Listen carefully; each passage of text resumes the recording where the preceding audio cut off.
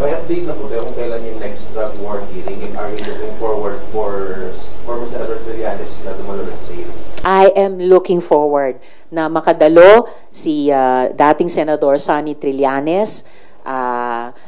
The way I am not looking forward na dadalo yung isang tao dyan, pero mabuti siguro kung dadalo siya ulit dahil siya po talaga yung front and center nitong war on drugs at extrajudicial killings.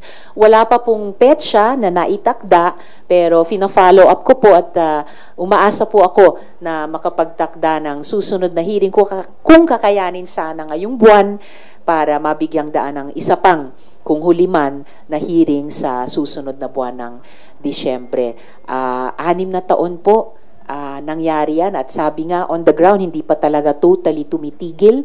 Mas tahimik lang dahil di umano mas kaunti, pero basta EJ case, basta war on drugs, even one is too many.